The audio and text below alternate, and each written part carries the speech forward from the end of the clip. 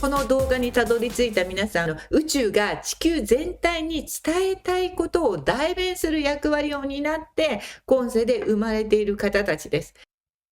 こんにちは。スピリチュアルで夢実現を提唱するスピリアルアカデミーザガイアハウスオーストラリアの開運先生術師新海真希です。今日は1月の12日、小惑星ベスタが水亀座に入りますというとても大事なテーマでお話をします。で、これなぜかというとですね、一般的な西洋占星術では、ベスタは小惑星なので、そんなに重要視して読むことは少ないはずなんですが、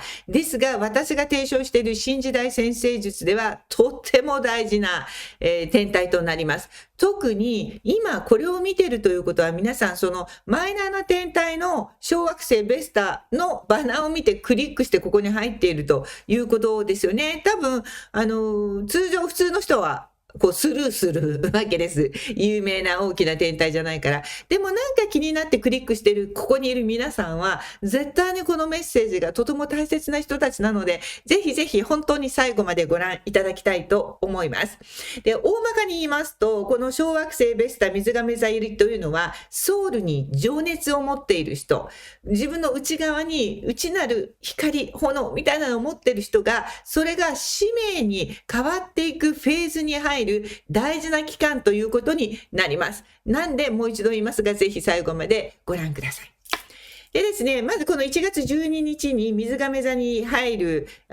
ベスタですが、新時代占星術では宇宙のメッセンジャーという立ち位置です。で、この宇宙のメッセンジャーが水亀座に入るということは、その水亀座にいる冥王星、宇宙の万人と再会するということなんですよ。宇宙同士再会するということが起こるわけなんですね。で、これ3月の11日まで、魚座に行くまでステイしますから、結構長い期間、ほぼ2ヶ月ということになります。で、この期間がまずなぜ大事かと言いますと、冥王星っていうのは皆さんご存知のようにゆっくり進む天体で、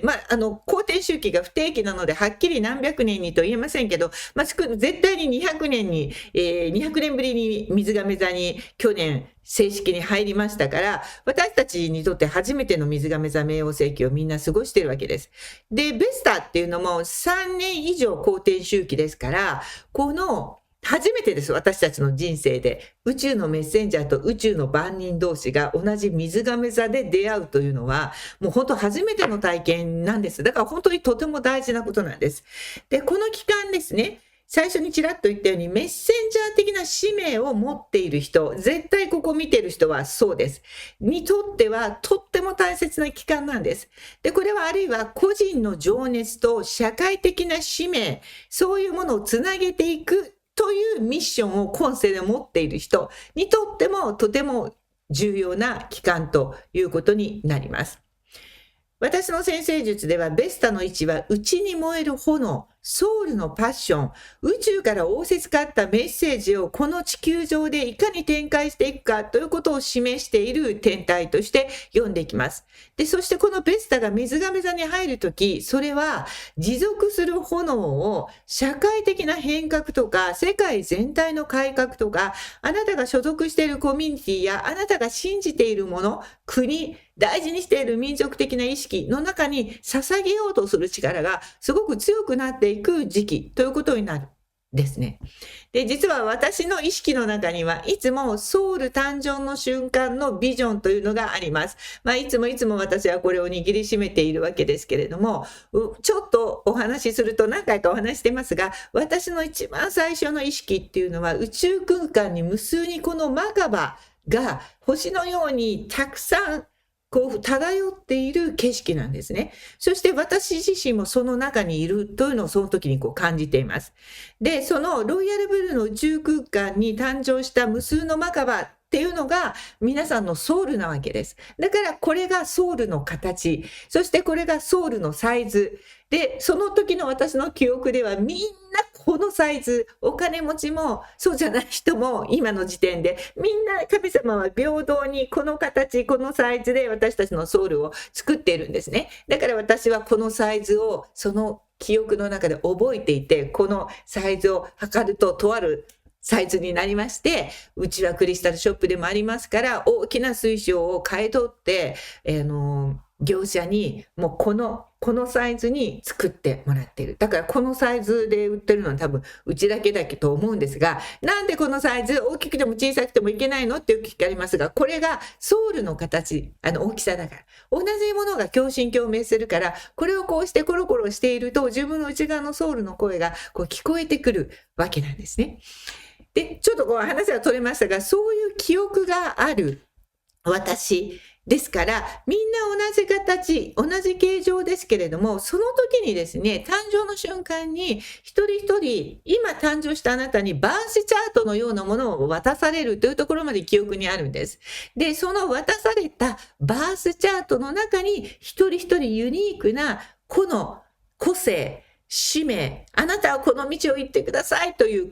宇宙との契約書みたいなのを渡されて、そこに沿った生き方を毎回していると宇宙の応援が入ってどんどん上昇していく。渡されたものと違う、あなたにはないエネルギーを使おうとしていると、それは誰か他人の人生を生きていることだよということで人生が滞ってしまう。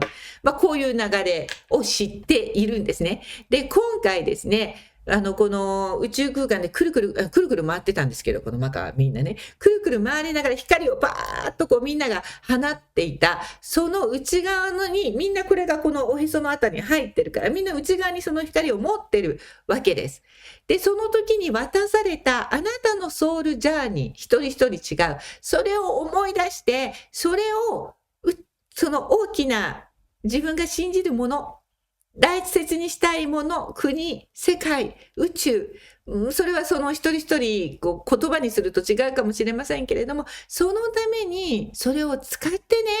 それを思い出してねという期間に入るのが水亀座ベスタ、そして冥王星との再会の時ということになります。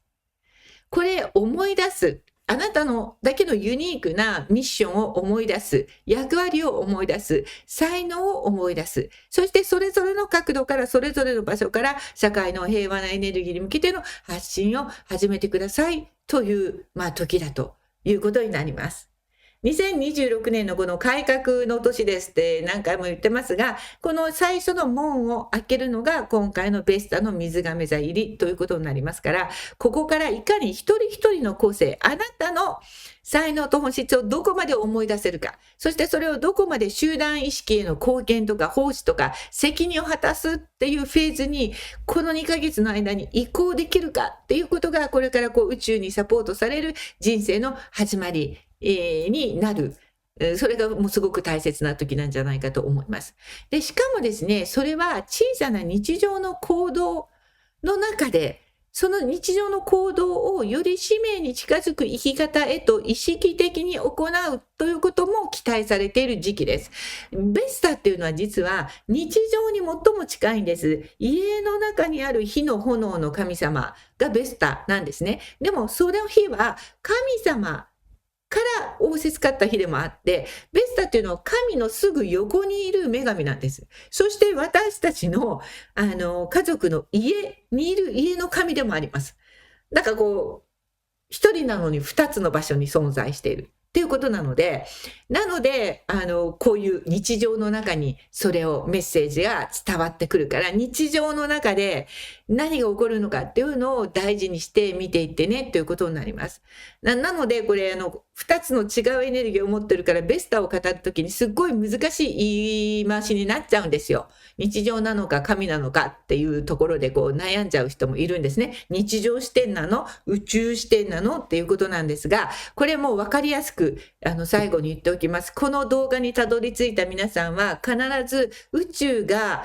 あるいは地球全体が、宇宙が地球全体に伝えたいことを代弁する役割を担って今世で生まれている方たちです。だからこの動画を見ています。なので主要天体でもないベスタにクリックしているわけですね。そんな皆様は3月までのこのベスタの水亀座期間、平和で調和の取れた世界に向けて、あなたの才能を使ってどんな貢献ができるのかっていうことを、この2ヶ月、日常の中で起こる出来事に気づいて分析して見つけてクリアにしていってくださいということなんです。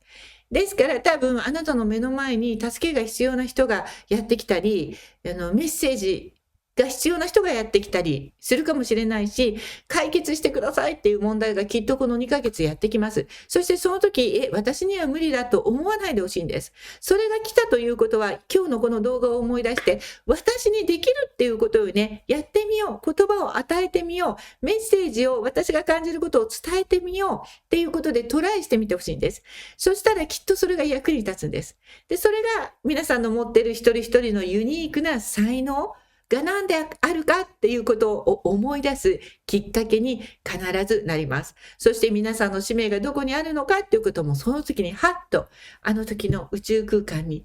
漂っていた誕生した瞬間に渡されたバースチャートを思い出すみたいな感じで可能になっていく。で、これが明確になっていけば2026年どこに向かうべきか何をやるべきかっていうのはものすごくわかりやすくなっていく道しるべというのが出来上がっていくはずですので、ぜひそのように意識して過ごしてみてください。それでは最後にもちろん宇宙からのメッセージを受け取るツールといえばもうこのセプタグラムソウルジャーニーリーディングの素晴らしいカードですね。65枚の宇宙のメッセージが転写されたカードから皆さんにメッセージをお届けしたいと思います。1枚引きで、よいしょ、1枚何が出るかな。なるほど。双子座のカードが出ました。この双子座のカードを私が受け取った時には、ゴールドとターコイズの色合いで、真ん中の双子座はロイヤルブルー、そしてゴールドとターコイズの羽を、周りにね、描いてくださいというメッセージだったんです。で、このセプタグラムソウルジャーニーのちなみにカード、このリーディングはですね、2025年、本当に多くの方に私もそれを広げたいという問い合わせをいただきまして、2026年も引き続き、このプラクティショナー資格、取ってくださる方募集していますので、気になるという方はまず個人セッションを受けていただいて、そしてぜひプラクティショナーも目指していただきたいと思います。なぜそれを言ってるかというと、この双子座のカードがまさに、メッセンジャーとしてメッセージを伝える、受け取り伝えるツールを学び、双子座のキーワード。で、ゴールドとターコイズっていうのは、皆さんがそれを伝えて教える側に回っていくというエネルギーでもあります。もちろんこのセプタグラムじゃなくてもいいかもしれない。私はこれを信じていますけれども、でも何らかの形で皆さんが学び、メッセージを伝えていくという流れに入ってるんだよということを受け取っていただきたいと思います。ということで素敵なベスタ水亀座を迎えていきましょう。